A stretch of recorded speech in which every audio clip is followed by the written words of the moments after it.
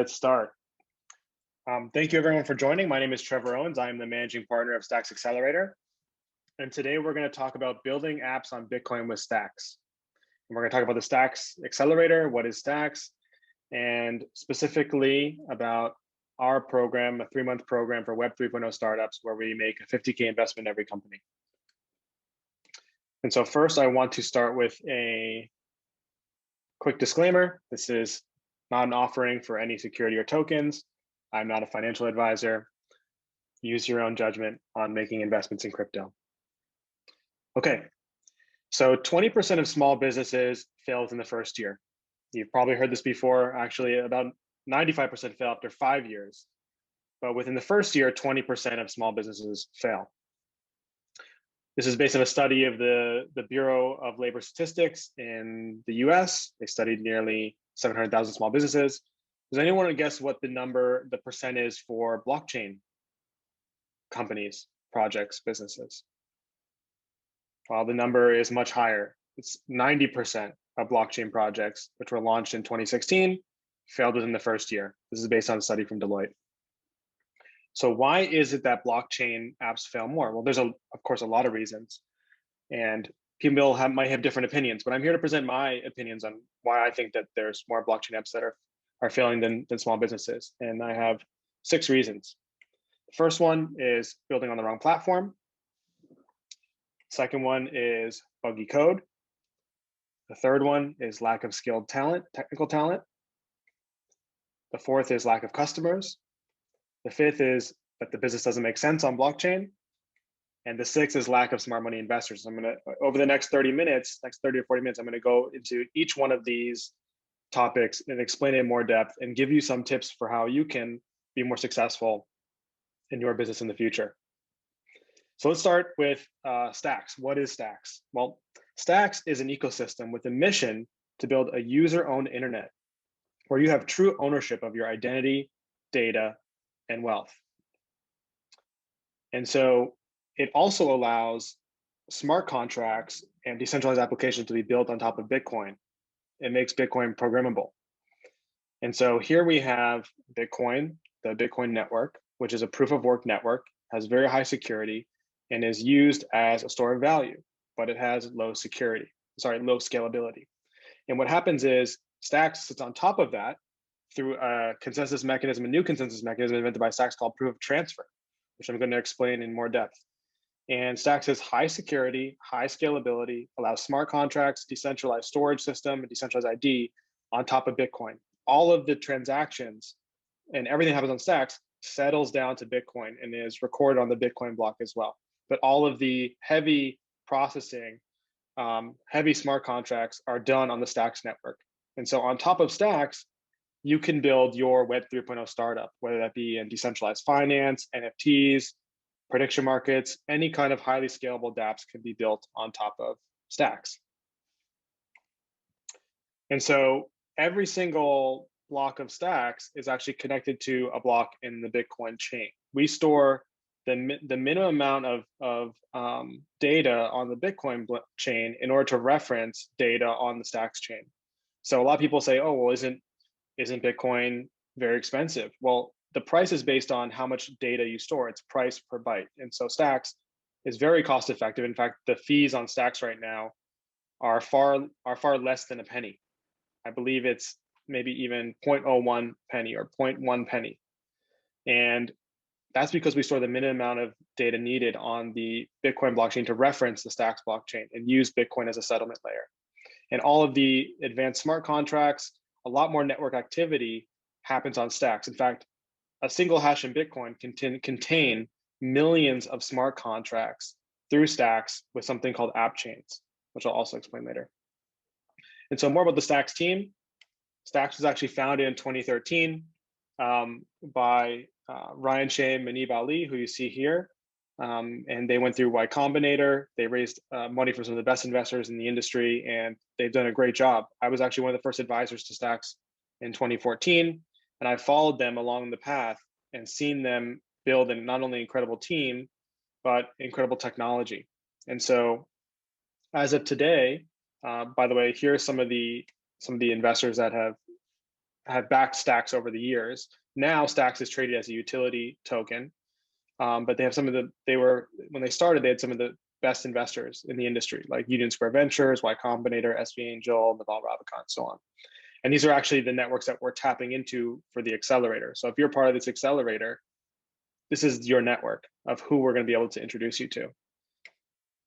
And so Stacks also was developed, the new Stacks 2.0 mainnet, as it's called, was just for the beginning of this year in January, and it was developed by 6 distributed systems PhDs. So the team is of the highest caliber. And among those PhDs, there's two of the scientists with presidential career awards, over 15,000 research citations among white paper authors. Really, in terms of technological capability, Stacks has one of the best teams in the industry. And Stacks today is now an ecosystem of many different entities. So it originally started as Blockstack PPC, then Blockstack split up into several different entities, with the executives and leaders of Blockstack going into the Stacks Foundation, Hero, which is now run by Manib Ali, New Internet Labs, Damon Technologies, and Freehold. And these are the investors in the Stacks Accelerator. Stacks Accelerator's investors are Stacks Foundation, Hero, Damon Technologies, and Freehold. Stacks also has many partners in the industry as well for trading and custody, integrators, research and education. It's a big ecosystem that's very dynamic. And so this is my background. As you can see a picture here of me. I am an entrepreneur, most known for building a company called Lean Startup Machine, which was the first training program created on Lean Startup. Also co-founded with Gray Singh, who is on this webinar as well, and is a venture partner for Stacks Accelerator. We grew that business to 150 cities around the world. And we also created a SaaS product called Javelin, which we sold. And I was an early advisor at Stacks in 2014. And I'm also a full stack developer myself. And among the different companies that I've helped or advised, they've raised more than $100 million. And so I definitely have been an entrepreneur myself, been through all of the ups and downs of being an entrepreneur, advised many of their companies. I'm a developer, and I've even helped other companies to raise lots of money, and I understand the fundraising process really well. And so I'm going to be able to help you when you come into this accelerator, not only to build your business, but also to fundraise. And I'll be able to advise you on the technology side as well. And so this is what the Stacks Accelerator program looks like. First month is what we call Product Development Camp. This is kicking off in May. By the way, the application for the accelerator closes at the end of this week on Friday. So if you want to apply, you should totally apply right away. The Product Development Camp, where we focus on Lean Startup training, Stacks tech support, branding and marketing strategy, and product and UX feedback. This is all about getting your product improved, getting it better, figuring out what your business is going to look like in the future. And then we go into month 2, where we bring in all of our mentors in the network. We have over 50 mentors committed to our program, who include some amazing people. I'll show you them in a second. And this second month is focused on pitching. So pitch coaching, pitch deck design support, fundraising strategy, and then building those relationships and connections with our mentor network so that you are building your tribe around you of people who are going to support you long-term. The third month is called Launch Week and Demo Day.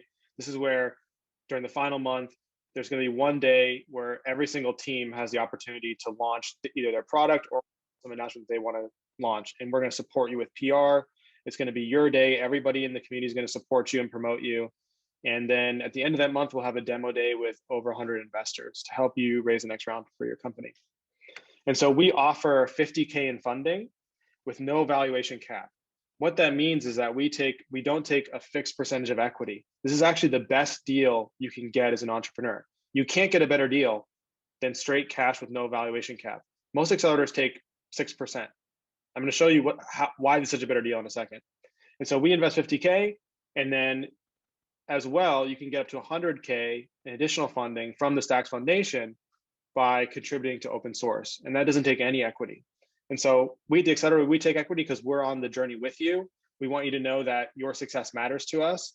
With the foundation, they're a nonprofit and they want to see open source contributions. So what this means is that if you're developing something for Stacks, your product, and there's a library that you're developing that could be useful for all the other companies, you can write a proposal for a grant. We'll fast track you to the foundation, and they will likely fund you to build that library or give you the funding you need to hire somebody to build that library because you can contribute that to the rest of the community. And so to understand what it means, 50K no valuation cap, I'm going to show you an illustration, okay?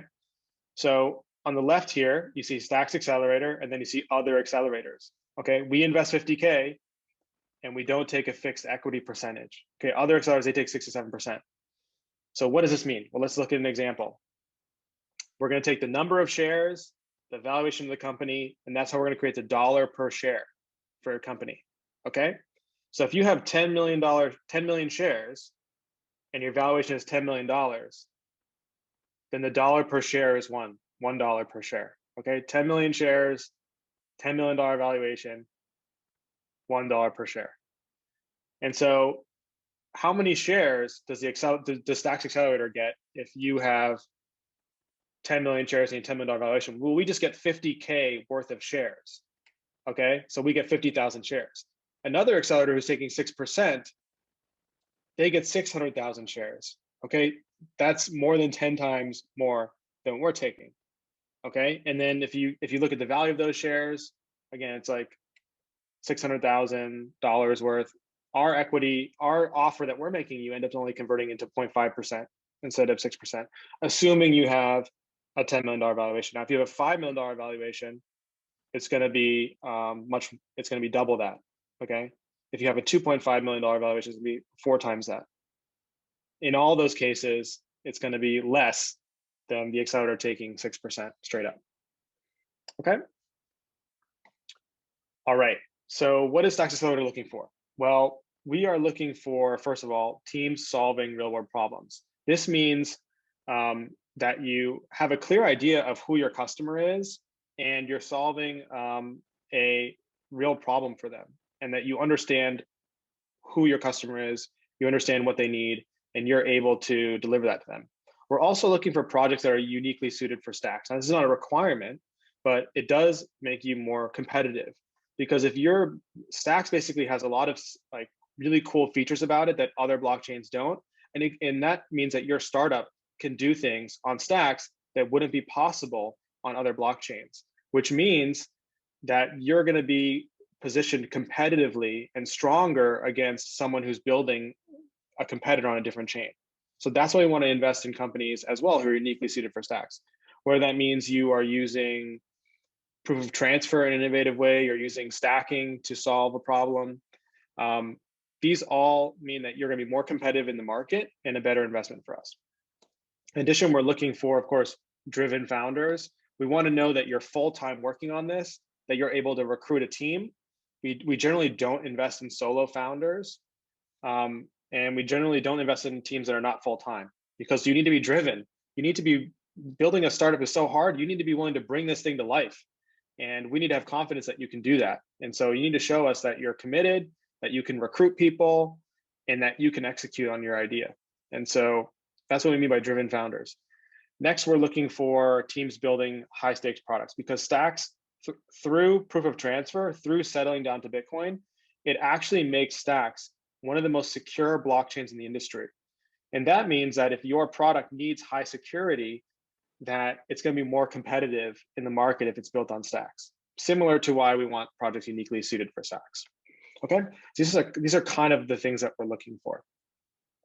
And so we would love for you to apply. It's actually, sorry, not 7 days left. It is actually, let's see, Wednesday, Thursday, Friday. So there's apparently 3.5 days left to apply. We would love to have you apply. You can go to our website, stacks.ac. Okay, so let's go back to the topic at hand. Why do blockchain apps fail more than normal small businesses? The first reason is building on the wrong platform. And so when you build a blockchain business, it's kind of like building your app on the wrong programming language. Like if you build a web app and you use a programming language that has bugs, or that the developers don't maintain, or use libraries that are not maintained, then you're going to end up having a lot of problems. Same thing with blockchain. And so it's really important that when you are researching, whether it's Stacks or another chain considering building on it, you actually talk to the developers in the ecosystem, you talk to people who've built things, you talk to even people who work for those companies to get references.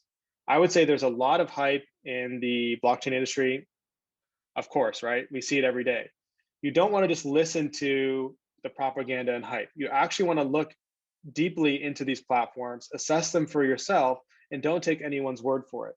Okay? If you're coming to us for Stacks, I will actually introduce you to people developing on Stacks. You can talk to them, and they're going to tell you honestly what it's like building on Stacks. These are not even people that work for Stacks. These are developers in our community.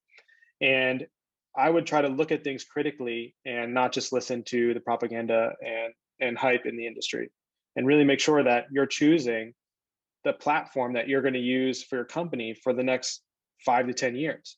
You don't want to end up in a situation where 2 or 3 years down the line, you have to switch platforms, because that's going to be so expensive and so time consuming, it could kill your company. And so what you want to look at is references, going deep into the technology, getting involved in the community, talking to people involved in it. And you also want to look, of course, at like the track record, reputation, the market cap of the blockchain. Generally, I wouldn't work on a blockchain that is not a top 100. Okay, it doesn't mean it doesn't mean it needs to be top 30, because I can tell you there's a lot of top 30 blockchain projects that either haven't launched or have or have delayed their launch like years. There are top 30 projects who still haven't launched, and not only that, they said they were going to launch 2 years ago and they haven't. That's a project you don't want to build on. Okay, you don't want to build on a project where the developer, you can't trust that the developers are going to launch it on time and keep their promises. Okay, so look at the history of these projects, talk to people in the industry, and then consider, what are your priorities? Okay, is security most important to you? Is scalability most important to you? Is energy efficiency? There are trade-offs, and not every chain is going to be right for everyone. Stacks may not be right for every project. Okay, I think it's the right thing for most projects, but it may not be for your project. You need to figure out what is it that you really want.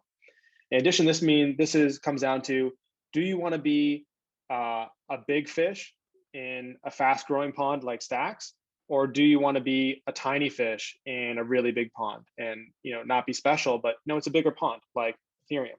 Ethereum is a bigger pond right now. It's popular. But would you rather be a big fish in a faster growing pond like Stacks, where you're going to get attention from the highest level people and you can kind of ride the growth of that chain of Stacks? That's up to you. That's not something that either one answer maybe for somebody, it could be a different answer for somebody else. And then finally, you really need to understand the consensus mechanisms. You need to understand the technology. And I'm going to go explain to you the different consensus mechanisms, the main consensus mechanisms in the industry now in a second here. So there's 3 consensus mechanisms: proof of work, proof of stake, and proof of transfer, which is created by Stacks. And so proof of work is what Bitcoin is doing. It's the original consensus mechanism, and Ethereum is on that. Ethereum 1 is on proof of work as well. And so how it works is, miners are using hardware to solve puzzles, and whoever solves the puzzle first writes that block in the chain and earns the reward of a Bitcoin. Okay, and so when it comes to proof of stake, this is not how it works. Proof of stake works differently than proof of work. This is a lot of the newer chains like Ethereum 2.0, which Ethereum is migrating to, Binance, Cardano, Polkadot, and Solana. They are all proof of stake chains, and there's a lot of proof of stake chains. And so how proof of stake works is that 1 token equals 1 vote. So token holders elect nodes, and nodes are randomly chosen with a higher chance going to nodes with more votes. Okay, so the token holders, they have 1 token, 1 vote. They give their vote to elect the nodes, and then those nodes are randomly chosen based on probability of who has more votes, like a coin flip kind of thing. And then that person writes the next block. Okay. Proof of transfer, which is Stacks is the only one. It's invented by Stacks. The way it works is Bitcoin holders send Bitcoin to Stacks holders. Okay, so mining on Stacks is through sending Bitcoin transactions. And so Bitcoin holders are randomly chosen based on how much they spent to write the Stacks block, with a reference to the Bitcoin transaction on the Bitcoin network. Okay, so Here, instead of one token being one vote, people actually have to spend their Bitcoin in the same way that a miner on proof of work on Bitcoin has to spend electricity to mine on Bitcoin. There actually is a cost to it. Okay. And so the essential thing to understand about these different consensus mechanisms is how secure they are and basically who controls the network. So the person who controls the network is the person who controls what data gets written. Okay, so what we want to, the key to a decentralized system is that no single person can control it. And if any single person gains control of that, whether that be a super rich individual or a country or a powerful organization, okay, we want to avoid that happening. And so in Bitcoin, the miners are the ones who control the network. Okay, so we want to avoid 51% of the hardware on the network being from any single one person. Any person on Bitcoin can add more hardware. Okay, and the chance that someone is going to gain 51% of the hardware is not only ridiculously expensive to do, but also someone else can add their hardware to the network so that that person's share of the percentage goes down, right? Now, proof of stake, this is what the critical flaw is with proof of stake, is that the people who control the network are the token holders, okay? And so in a sense, if someone wanted to take over the network and they didn't have any tokens, then that would be hard because they have to buy tokens into the network.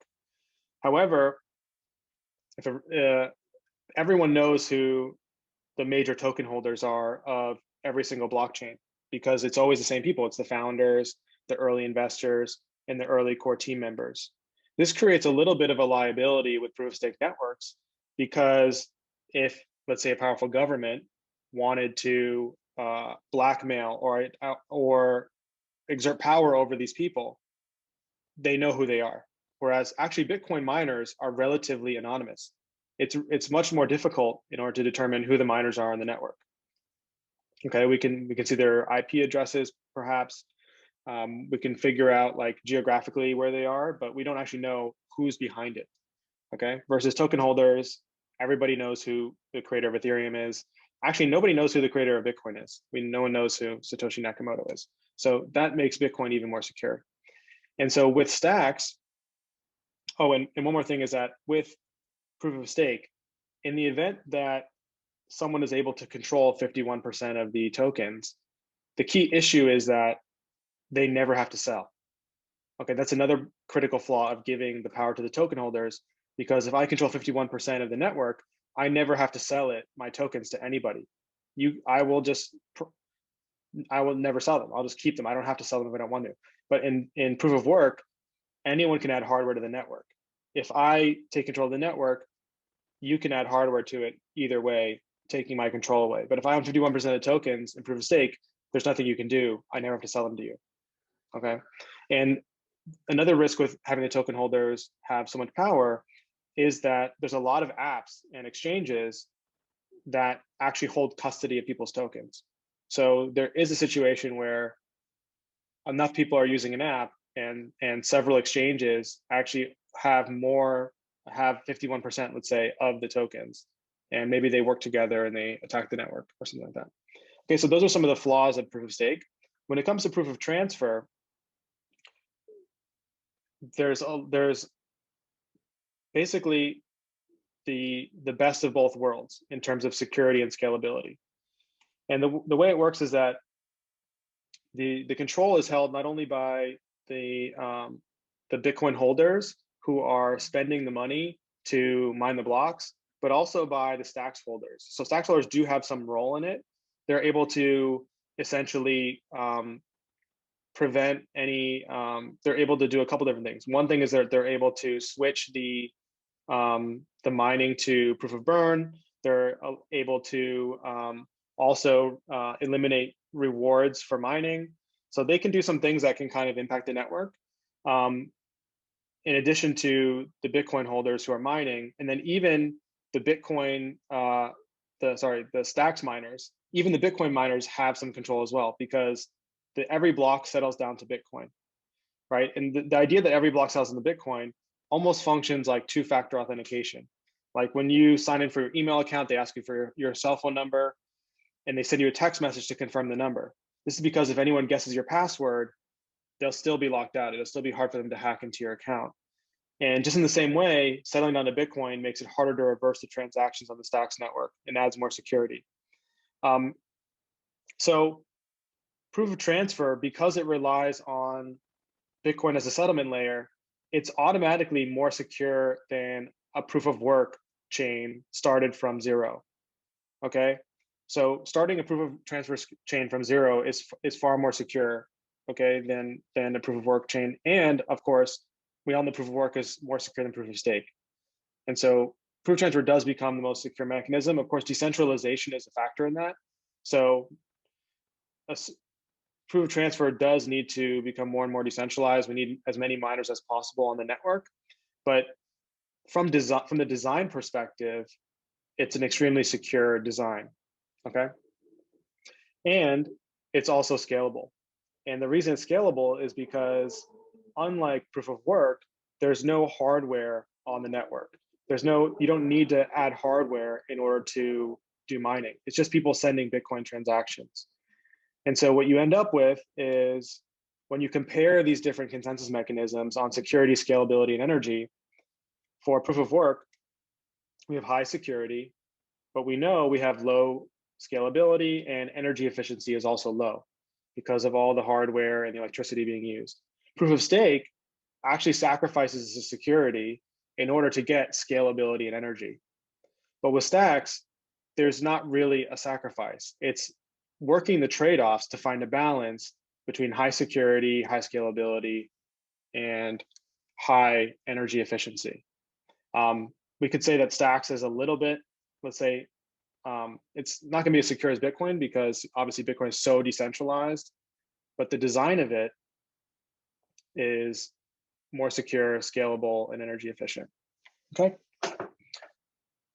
All right, so let's go on to the next topic when it comes to choosing the wrong platform. Okay, so you understand the consensus mechanisms now. You also I want to clear something up because I see a lot of people in the industry talking about transactions per second. And in my opinion, and actually many people's opinions, transactions per second is a vanity metric. What that means is that it doesn't contain enough context in order for you to compare different blockchains based on this metric. Okay, first we have to ask, what is a transaction? Does a transaction contain one smart contract, or does a transaction contain a million smart contracts? Okay, a single hash on Bitcoin can contain millions of smart contracts through Stacks app chains. Okay, one hash on Bitcoin. So if your transaction has one smart contract and my transaction has a million smart contracts, do I really care that your transactions per second is faster than mine? Okay, maybe your transactions per second is 10 times faster, but I have a million more smart contracts in every transaction than you do. This is why it doesn't make sense to compare transactions per second. In addition, okay, yeah, through Stacks app chains, one hash on Bitcoin can have millions of smart contracts. Everybody knows C++ is 10 to 100 times faster than Java or JavaScript or Ruby. Any programmers, right? Programmers know C++ is 10 to 100 times faster.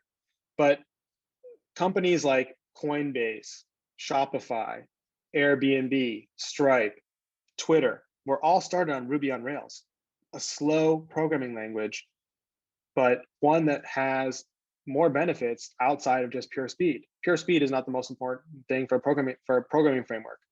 It's developer experience, security, all the other factors that you're going to look for.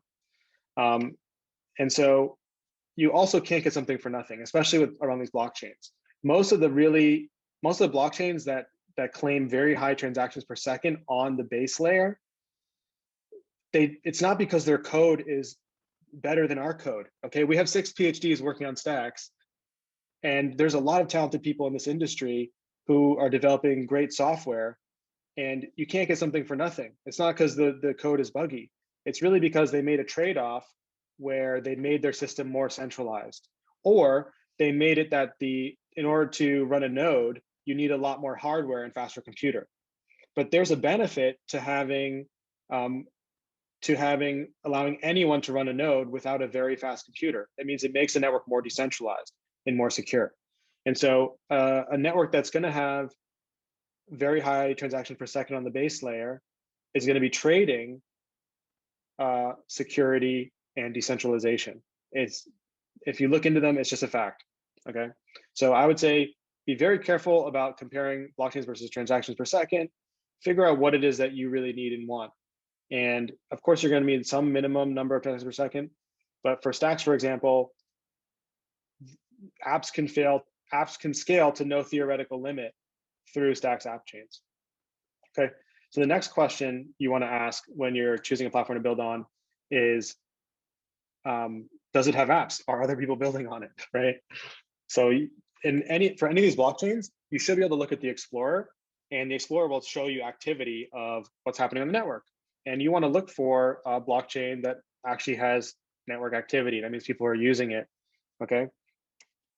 And you also want to go to the apps that, if you go to the blockchain's homepage, they're going to list apps that have been built on their chain. You want to go to those websites and try them out, try to sign up. Over on the right-hand side here, we have some featured apps on Stacks. So Pravika, Sigil, Block Survey. Now, these are all Stacks 1.0 apps, okay? If you go to app.co, you'll see close to 500 Stacks 1.0 apps. Stacks 2.0 is the new network that was launched on January 15th. And so there's much less activity on Stacks 2.0 right now because it's only 3 months old. However, you will see on Stacks 2.0 the stacking smart contract.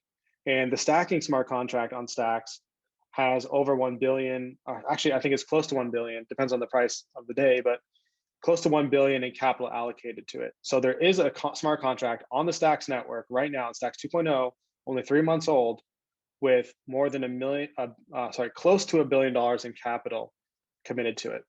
Okay, so that's the main thing on the Stacks network. Now we have a lot of things launching in the next few months through the accelerator. And we also have a ton of apps that were built on Stacks 1.0.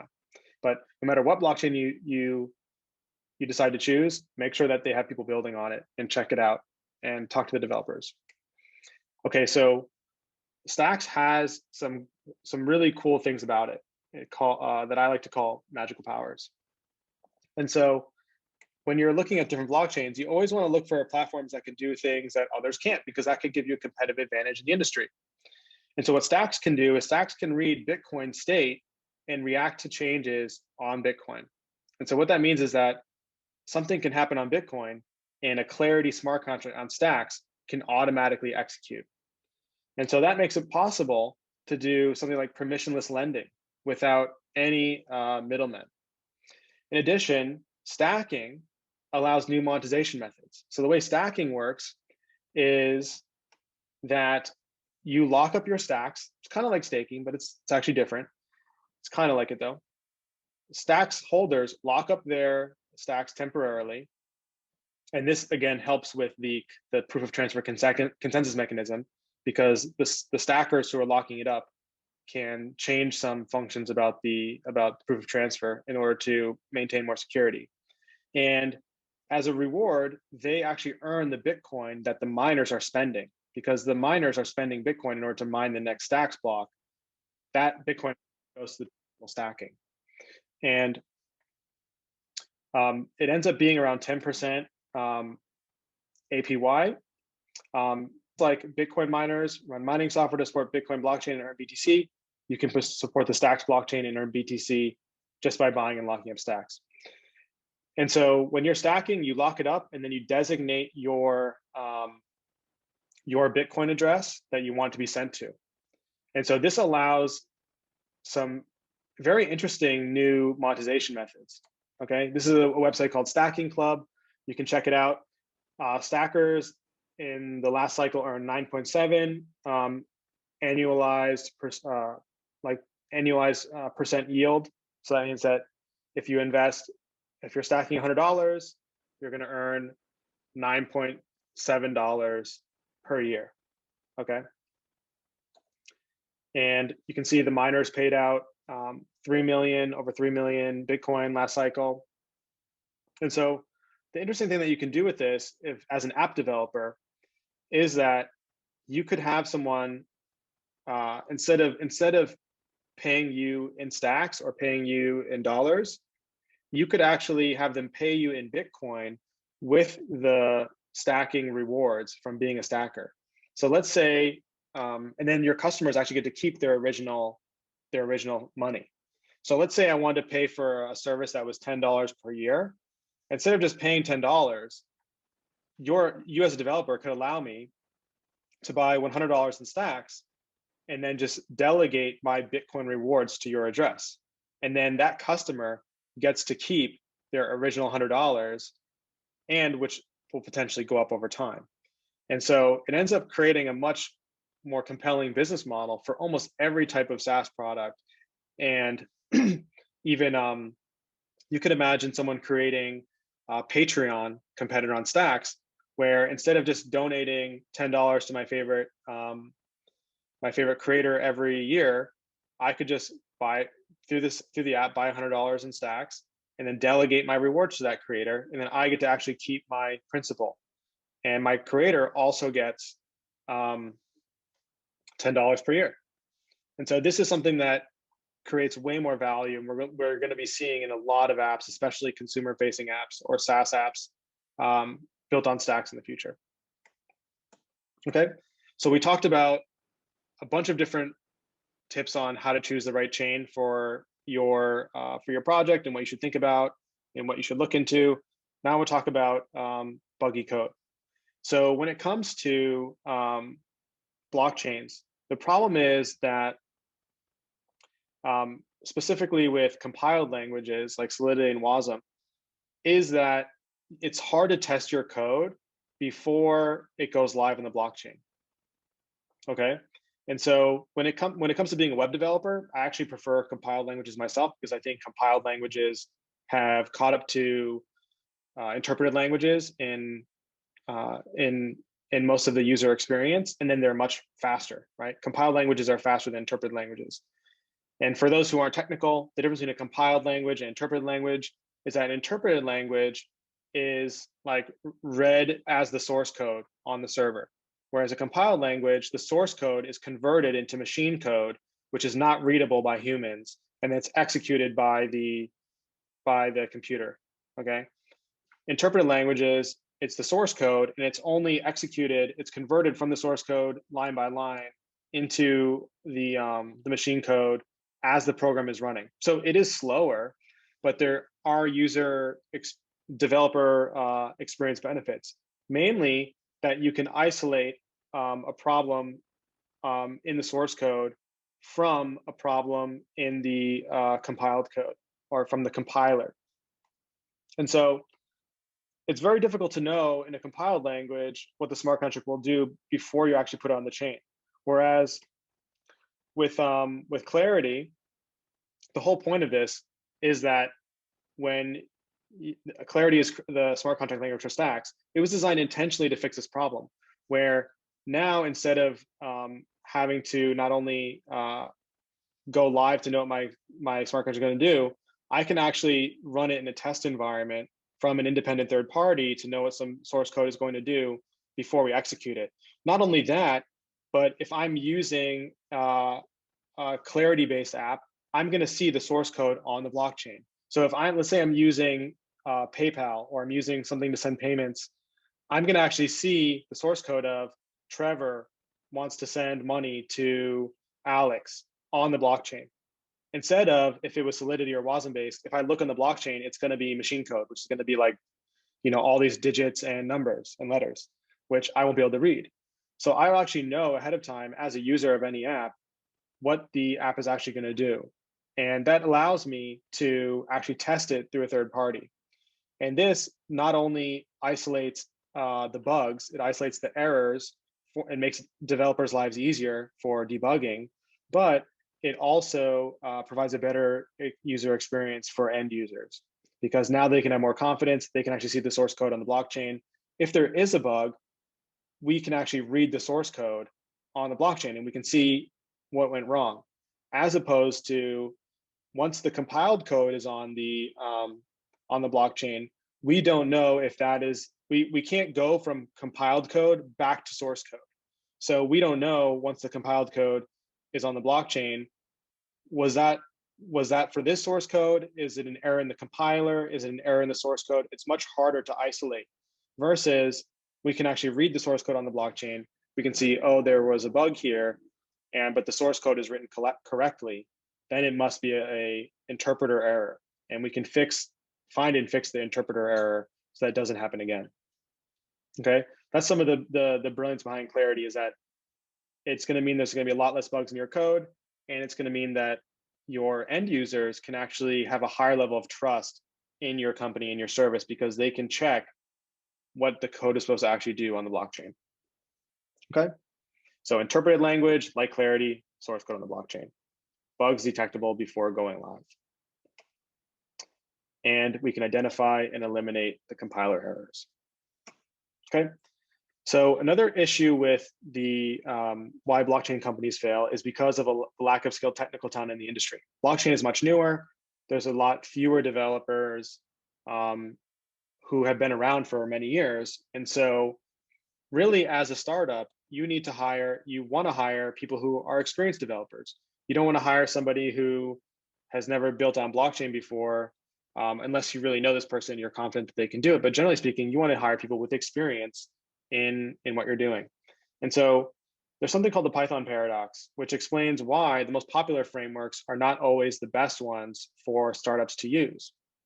In fact, back in 2010, when Ruby on Rails was very new, that was when Stripe, Coinbase, Shopify, Airbnb, and many others were built on Ruby on Rails when it was a very new language. And so why is that?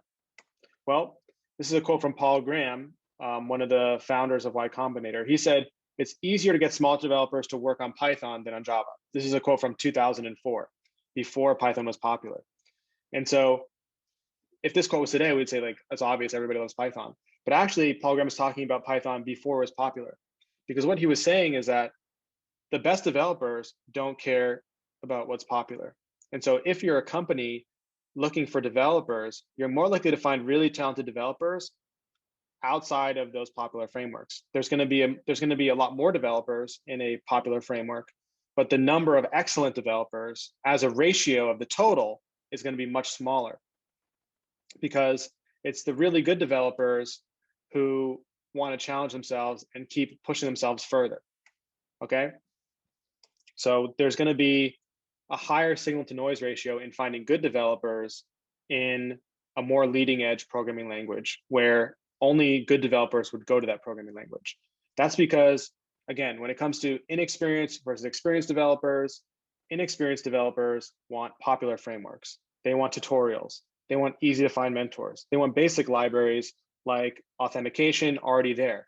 They want every Stack Overflow question already answered, because they're inexperienced, they're new, they're learning. These are the things they want. But when it comes to experienced developers, they don't care about any of that. They're confident in themselves, they're skilled. And so they want something that is superior. They want to be on the leading edge framework that's going to be the next big thing. They want to interact with the framework's core developers. They want to be surrounded by peers at the same level. They want to contribute to open source. They prefer to write the basic libraries themselves. They prefer to write authentication themselves, and they don't mind debugging themselves. So this is how new programming languages are always becoming are always growing. So whatever programming language is popular today may not be popular tomorrow. It may be bigger, but that's because the industry is growing. Okay. And 10 years ago, PHP was the most popular framework for web development. Today, it's not. It may be bigger than it was before, but it's not the most popular anymore, because the best developers are always looking for the superior framework. And then the inexperienced developers follow the experienced developers because they want mentorship, and because the smart startups are building their companies on the superior frameworks, and then they're hiring more people. And so that's how these superior frameworks end up growing, and popular frameworks tend to lose market share over time to superior frameworks, okay? So if you're looking for the best technical talent, it's going to be easier for you to hire the best technical talent if you can figure out what is the superior framework today. Okay, I would advise you, don't look at the most popular framework today in terms of blockchain programming. Try to figure out which one are the best developers going to. Where the best developers at is not going to be the same as popular. And that's going to make it easier for you if you're building a startup in that space. Every developer you talk to is going to be superior to the one in the popular ecosystem, because it's going to as a proportion of the developers, the ones that you talk to, you're going to be getting 80% experienced developers as opposed to 20% inexperienced, versus in a popular framework, you might have 80% inexperienced and only 20% experienced developers. Okay. All right. So the fourth reason that a lot of blockchain startups fail is because there is a huge bias in the blockchain industry for technology solving all problems. Okay. I see so many projects that are a solution in search of a problem. And so just because you have a token, it doesn't mean that you can incentivize people to do whatever behavior you want. Okay. There needs to be a reason that people are going to buy your token, and you have to have that figured out. You have to understand what problem is my business solving and who needs it. And blockchain is almost irrelevant. Blockchain is just a technology that allows you to do certain things, but blockchain is not a solution to every problem in of itself. And so just by building something, it doesn't mean that people are going to come to your product. Really what you need to do is figure out before you build anything is who is your customer and what problem do they have that I can solve. And for those of you who haven't read it, I would highly recommend that you read the book, The Lean Startup. And myself and Grace, who's a venture partner for Stacks Accelerator, we created the first training program on Lean Startup 10 years ago and have been doing this for 10 years, working with companies, helping them to validate their ideas from day one. So if you're in Stacks Accelerator, you better believe we're going to be coming down on you hard to make sure that your technology is not only solving a problem, but you know clearly who it's solving a problem for, and you're able to create a product roadmap that's going to maximize the value to your customers over time, so that you're not wasting your time. Because the startups that succeed the most are the startups who are most focused on their customer, and the features that they build in their product are what the market wants. And so the better that you can match your time and energy and effort towards building the things that's going to make customers happier and more customers use your product, the more likely you are to succeed. And it's not just, there's no such thing as a visionary who just comes up, who just knows what the market wants for their head. That's a myth. Even Steve Jobs was wrong so many times in his career. And if you study the history of Apple, he made so many mistakes, but every time he changed his mind and he figured out what the market wanted. And so many blockchain startups are failing because they believe in the visionary myth and they think that they can just will something into existence, rather than understanding customers, being flexible, figuring out what customers want, and giving the market what it needs. That's what's going to make you successful. And so you need to make sure that your business idea is a painkiller for customers, not a vitamin. Okay, a vitamin means something that you may or may not use. It's a nice to have. I have plenty of vitamins in my cabinet over there, and if I forget to take one for one day, it's not a big deal. But if I'm in pain, if my arm is broken, I'm going to need a painkiller in order to even function, in order to even call someone on the phone, to get out of bed, to do work. I'm going to have to take a painkiller. We want your product to be a painkiller for your customers, not a nice to have, not a vitamin.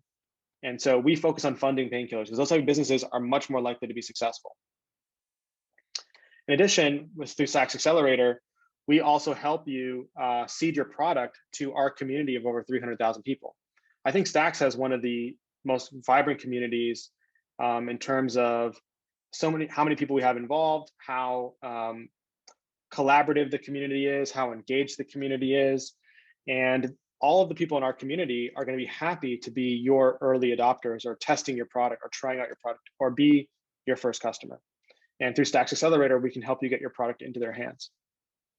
Okay, so the fifth reason that a lot of blockchain startups fail, it's kind of related to not finding customers, which is that your business doesn't make sense on blockchain. Again, blockchain is just a tool, and a lot of businesses don't make sense on blockchain. In fact, there's this blockchain use case assessment that I found that is really fantastic. And I recommend that you take this blockchain use case assessment for your idea, because if you come to Stacks Accelerator, we're going to be asking you these questions anyway, and you should be prepared. You should do your homework and be ready if you want 50K in funding. And so essentially the questions go like this: do multiple parties need a shared database? Okay, a blockchain is a shared database. If you don't have multiple parties who need a shared database, why are you doing blockchain? Okay, does that directly require changes by multiple stakeholders? Is there a need for decentralization? Are there any dependencies between the transactions? Is there some degree of naturally given distrust? Okay, why do we care about decentralization? Maybe there's some distrust. That should be a feature for the problem you're trying to solve. Should data be recorded as tamper-proof or as immutable as possible? So again, blockchains, they record the data and then it's in the ledger and it's always there forever. Okay, in another database, they don't work like that. The data is constantly updated or changed, but there's no, unless you actually program it in, you can actually track the history. Okay, is there some consistency in the nature of the data? Okay, do we need to actually go back in time to see what happened? Would a disintermediation of the process be meaningful? Will the application result in economic, financial incentive for all stakeholders? Okay, so your idea doesn't need to say yes to all of these questions, but I would go through these questions, think about it. Does your idea at least hit some of these points and to a high degree? If your idea doesn't hit any of these points, then you don't need blockchain. And actually, blockchain is a very new technology. It is a technology that is not easy to use, especially as a developers. Okay, the tools for doing a simple centralized database, centralized server, centralized app is 10 times easier than doing blockchain, 10 times cheaper. So you should only be doing blockchain if there's really a use case for it. Okay, and this assessment can help you do that. Otherwise, you're just going to make it much more difficult for yourself, and you're more likely to fail if you use blockchain when your idea doesn't need it. And also, no investors are going to fund you if there's no reason for you to use blockchain, because they understand this as well. Okay, so the sixth reason that a lot of blockchain startups fail is because there is a lack of smart money investors in the blockchain industry. And this, I think this goes back to a little bit about how a great thing about the blockchain industry is that you can raise money as a crypto native. That's one of the best things about the blockchain industry. However, this kind of makes some startups a little bit lazy, because then they just go out and they just raise from anyone. I highly recommend that, like Blockstack did, you actually get some smart money investors to do a private sale of your token before you do a public sale of your token. And it can be a small amount. It could be $1 million. It could be $2 million. It doesn't have to be $10 million. Blockstack, for example, as you saw, raised money from a lot of the best investors in Silicon Valley before they did their token sale. And they did the first SEC-approved token sale, by the way, which is very impressive.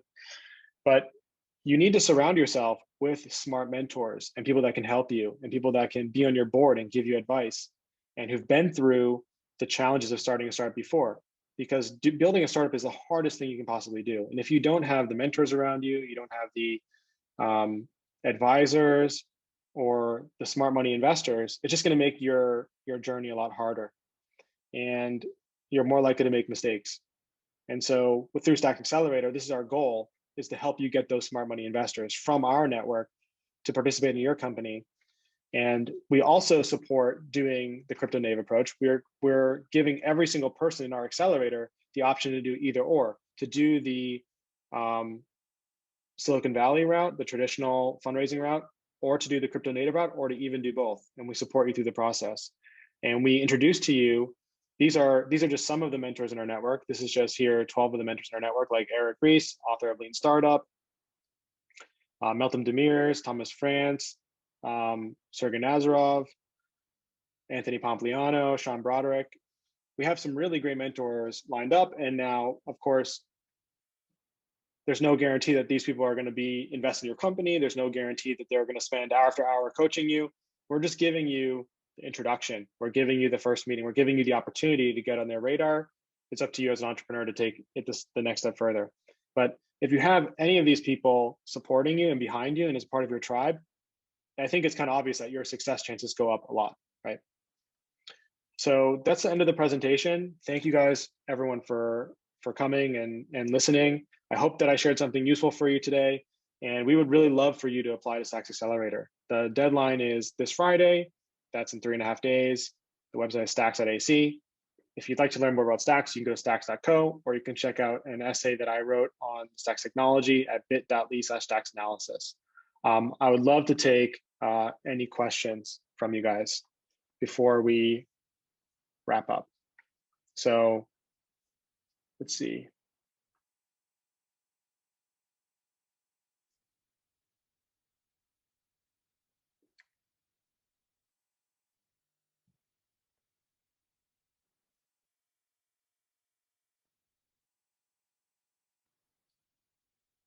So Lewis, how do we want to do questions? Yeah, so we're moving to Twitter, actually, spaces for discussion, according to Alex and Gray. So if you guys, thank you so much for the wonderful presentation. And I invite everybody in this call to actually jump on the Twitter spaces. We drop the link in the chat box and we'll see you there. And we'll share the recording afterwards in our YouTube channel. Have a nice day, everyone. Thanks, everybody. See you on Twitter. Bye-bye.